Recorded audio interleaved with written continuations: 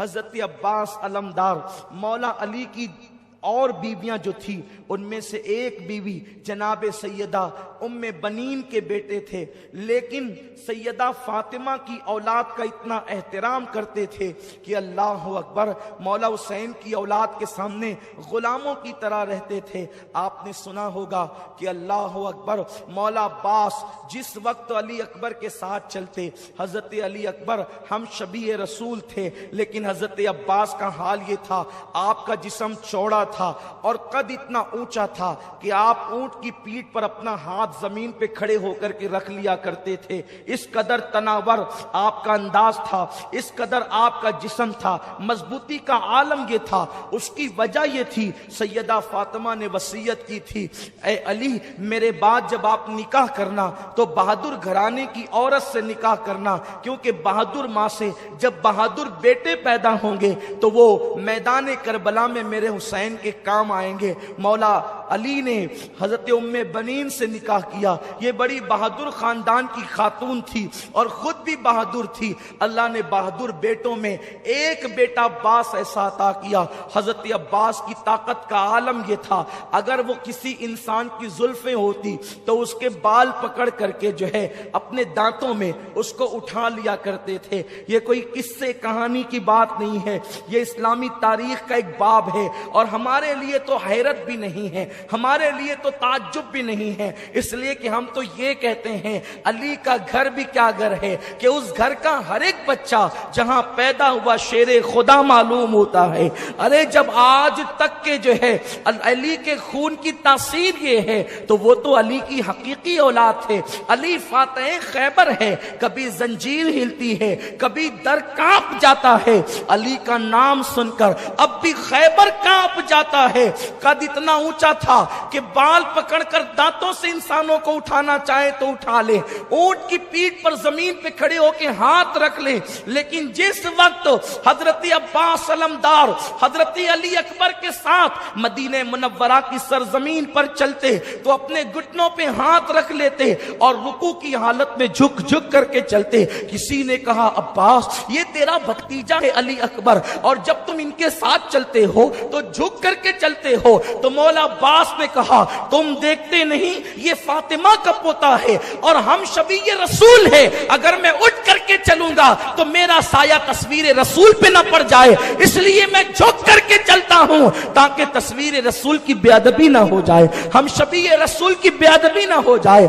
قدر والے جانتے ہیں قدر شان اہل بیت، میرے پیارے آقا علیہ السلام کے پیارے دیوانوں، تو مولا عباس کو خاندان حسینی سے بڑی محبت تھی، اسی لیے تو مورخین نے یہاں تک بھی لکھا ہے کہ آپ امام علی مقام کے سوتیلے بھائی ہونے کے باوجود آپ نے پوری زندگی مولا حسین کو بھائی نہیں کہا، آپ نے ہمیشہ آقا مولا کہہ کر کے پکارا۔ مولا عباس جو ہے غازی عباس جب سکینہ کی آہیں سنتے ہیں، اللہ اکبر، جس کو اپنے بھائیوں سے زیادہ، حقیقی بھائیوں سے زیادہ مولا حسین سے پیار تھا، مولا حسین کی آل سے پیار تھا، آپ نے مشکیزہ کندھے پہ ڈالا، کہا سکینہ آج بھی تیرا چچا عباس، جب تیری کوئی بات زندگی میں نہ کٹی تو آج بھی تیرا چچا عباس تیری بات کٹنے نہیں دے گا۔ اور اس کے بعد مولا عباس جو ہے اللہ اکبر گھوڑے پر سوار ہوتے ہیں، اور علی کا لاڈلا، علی کا شیر گھوڑے پر بیٹھ کر کے جب جیسے ہی آگے بڑھنا چاہتا ہے، مولا حسین غازی عباس کی لگام روک لیتے ہیں۔ عباس میرے بھائی کہاں جا رہے ہو، کہاں کا ارادہ ہے؟ عرض کیا آقا سکینہ نے پانی کی فریاد کی ہے، میں اپنی بھتیجی کے لیے پانی لانا چاہتا ہوں۔ فرمایا نہیں میرے بھائی عباس، نہیں تو نہیں جائے گا، اس لیے کہ تو میرے لشکر کا غازی ہے، تیرے رہنے سے مجھے ہمت اور حوصلہ ہے، کو جو جاتا ہے وہ واپس نہیں آتا۔ غازی عباس نے کہا آقا حسین میں سب کچھ برداشت کر سکتا ہوں، اپنی بھتیجی کی فریاد کو ٹال نہیں سکتا، آپ مجھ سے امتحان نہ لے میرے آقا، میری شہزادی کے شہزادے امتحان نہ لے، میری آقا زادی کے شہزادے امتحان نہ لے، مجھے جانے دے۔ اس کے بعد مولا حسین نے جو ہے لگام گھوڑے کی چھوڑی ہے اور عباس نے ایڑ ایڑ لگائی ہے۔ اللہ اکبر۔ غازی عباس جب چلے ہیں، اللہ اکبر، وہاں فرات کے کنارے پر پہلے دن تو 500 کا پہرا تھا، لیکن جب جنگ شروع ہو گئی تو تقریباً 2000 سپاہ کو وہاں پر کھڑا کر دیا گیا تھا۔ غازی عباس کو لوگوں نے میدان میں آتا دیکھا، لیکن میدان کی طرف سے عباس جیسے ہی فرات کی طرف بڑھے تو اس طرف لوگوں کی آنکھیں جو ہے وہ متوجہ ہو گئی کہ یہ کدھر جا رہے ہیں۔ جیسے ہی غازی عباس فرات کی طرف بڑھے تو ان سے مزاحمت کی گئی، یعنی انہیں روکنے کی کوشش کی گئی۔ مشکیزہ دیکھ کر یزیدی بے چین ہو گئے کہ اب کیا ہوگا، لیکن تاریخ میں آتا ہے غازی عباس نے جیسے ان سے مزاحمت کرنے کی کوشش کی گئی، ایک وار کے اندر 80 لوگوں کا قتل کیا ہے، 80 کو جہنم میں پہنچایا ہے۔ عباس کی طاقت و قوت کا عالم یہ تھا، گویا کہ حیدری کچار کے شیر جو ہے اپنی بہادری کے جوہر بھی دکھا رہے تھے۔ 3 دن کے پیاسے ہیں اور یہ حال ہے، اگر پیاسے نہ ہوتے تو یزیدیوں کے چھکے چھڑا دیتے، یا پھر اگر پیاس کے باوجود بھی وعدہ وفا کرنا نہ ہوتا اور جانیں بچانے پر آتے تو اللہ اکبر اپنی تلواروں کے اشارے سے زمین پلٹ دیتے، لیکن وہاں تو وعدہ نبھانا تھا، وہاں تو وعدہ وفا کرنا تھا۔ غازی عباس ان سے لڑتے لڑتے جب اپنے گھوڑے کو لے کر فرات کے اندر پہنچے، یعنی گھوڑے کے 2 پیر فرات کے اندر تھے، دریائے فرات کے اندر، اور 2 پیر باہر تھے، آپ نے جیسے ہی گھوڑے کو کہا ذرا تو پانی پی لے، اللہ اکبر، یہ وہ روایتیں ہیں جو محتاط مورخین کی لکھی ہوئی ہے۔ اور لیکن ایک بات یاد رکھیں، ہم عشق کے بندے ہیں، کیوں بات بڑھائی ہے، سر سوے روضہ جھکا پھر تجھ کو کیا، دل تا ساجد یزیدیا پھر تجھ کو کیا، دل تا ساجد یزیدیا پھر تجھ کو کیا، اللہ اکبر۔ مولا غازی عباس نے جیسے گھوڑے کو کہا کہ تو پانی پی، ادھر گھوڑے کو کہتے ہیں اور فرات کے کنارے پر پیر ڈال کر کے کھڑے ہو جاتے ہیں۔ چلو میں پانی لیا، سوچا پہلے میں پی لوں تاکہ مشکیزے کا پانی وہاں خالی نہ ہو، اتنا پانی بچے گا تو اور کام آئے گا۔ لیکن جیسے ہی پانی چلو میں لیا، سکینہ کی صورت یاد آئی، معصوم اصغر کی پیاس یاد آئی، پانی کو چھوڑ دیا اور کہا کہ میرے بھتیجے اور بھتیجی پیاسی ہو، اور عباس پی لے پانی، پانی چھوڑا۔ گھوڑے کو کہا تو کیوں نہیں پیتا؟ گھوڑا گردن کی جھرجھری دیتا ہے اور گویا کہ اعلان کرتا ہے عباس گھوڑا ہوں، جانور ہوں، لیکن میرے دل میں اہل بیت کی محبت ہے، نبی کی آل پیاسی ہے تو ہم کیا پانی پیے۔ اللہ اکبر۔ مولا غازی عباس نے مشکیزہ بھرا، پیٹ پہ ڈالا اور پلٹے، لیکن ان نامردوں میں ہمت نہ تھی کہ عباس کے ساتھ مقابلہ کرتے۔ ایک وار میں 80 کو جہنم رسید کرتے جب دیکھا تو ہر ایک کو جان پیاری ہوتی ہے، مزاحمت نہ کی، یہ پیٹ پر مشکیزہ ڈال کر کے چلے۔ شمر لعین شقی ابن سعد کی آواز آئی، خبردار عباس کو چاروں طرف سے گھیر لیا جائے، اگر عباس یہ پانی لے کر خیمے آل رسول میں پہنچ گئے تو تم میں سے کوئی ایک بھی بچ کر نہیں جائے گا، تمہاری عورتیں بیوہ ہوگی، تمہارے بچے یتیم ہوں گے۔ جیسے یہ آواز پہنچی چاروں طرف سے عباس کو گھیر لیا گیا۔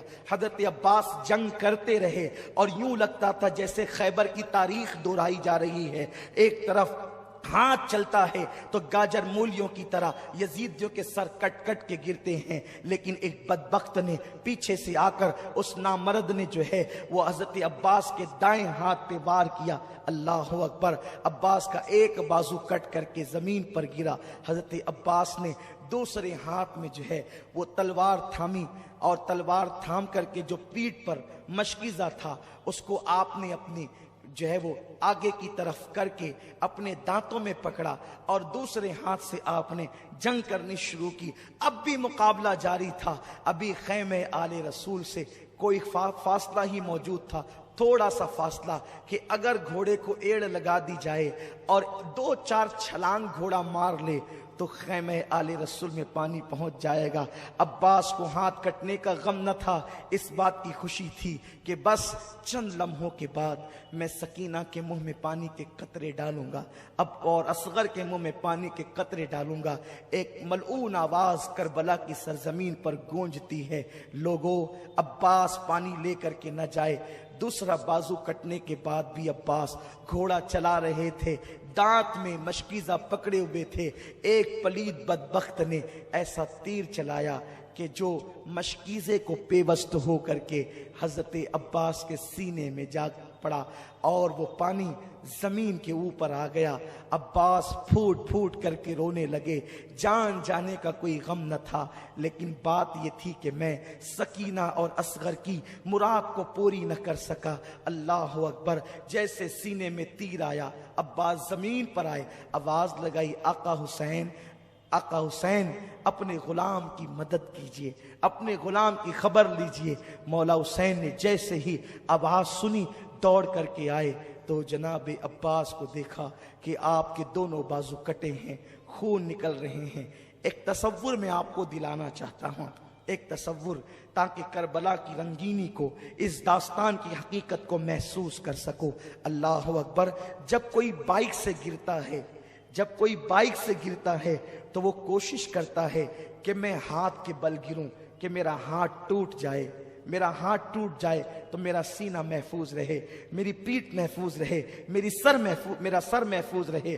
और बाइक से गिरने वाला जब हाथ के बल गिरता है तो वो महफूज हो जाता है। अब्बास, तुम तो हाथ के बल कैसे गिर सकते थे? इसलिए कि तुम्हारे हाथ ही काट लिए गए थे। जब अब्बास घोड़े से जमीन पर आए होंगे, गोया कि फातिमतुज़ ज़हरा की चीख निकल गई होगी, रसूल आज़म सल्लल्लाहु अलैहि वसल्लम बेचैन हो गए होंगे, मौलाए कायनात शेर खुदा अली मुर्तज़ा की रूह तड़प गई होगी। जैसे ही अब्बास का सर मौला हुसैन ने अपनी गोद में लिया और चेहरे पे हाथ फेरा, जुल्फों पे हाथ रखा, कहा अब्बास कैसे हो मेरे भाई? मेरी तमन्ना ये थी कि तू जिंदगी में एक बार मुझे भाई कहता। कहा नहीं मौला, तू तो मेरा आका है, नबी की बेटी का शहजादा है, मेरा आका है। नहीं। और अब्बास ये कहकर मुस्कुराने लगे, अब्बास ये कहकर मुस्कुराने लगे। हजरत मौला हुसैन ने कहा भाई अब्बास तुम मुस्कुराते हो? कहा हुसैन, मेरे आका, मेरी आंखों के सामने अम्मी फातिमा का चेहरा नजर आता है, अली का चेहरा नजर आता है, नाना मुझे हौज़े कौसर पे दिख रहे हैं और उनके हाथ में ठंडे पानी का प्याला है। नाना कहते अब्बास देर न कर, जल्दी आ, इसलिए मुस्कुरा रहा हूं, गोद हुसैन की है, बुलाना नाना का है। मौला हुसैन ने अब्बास की पेशानी पे हाथ रख के कहा अब्बास तुम मुझसे पहले जा रहे हो, नाना को जाकर के मेरा हाल सुनाना और कहना नाना, जिस हुसैन को आपने अपने कंधों पे बिठाया था वो हुसैन जान तो दे रहा है लेकिन ईमान का सौदा नहीं कर रहा है, जान तो दे रहा है लेकिन अकीदे का सौदा नहीं कर रहा है। अभी ये बात दोनों भाइयों के बीच हो रही थी कि अब्बास ने आंखें बंद कर ली। मौला हुसैन ने अपने भाई गाजी अब्बास का लाशा उठाया और ये कहते हुए हाय मेरी कमर टूट गई, हाय मेरी कमर टूट गई अब्बास, अब मुझे सब्र की तलकीन कौन करेगा, अब मुझे हौसला कौन देगा, मेरे आगे खड़े होकर के तीरों का मीना कौन रोकेगा। ये कहकर मौला हुसैन कटे हुए बाजू वाले अब्बास को लेकर खैमे की तरफ जाते हैं।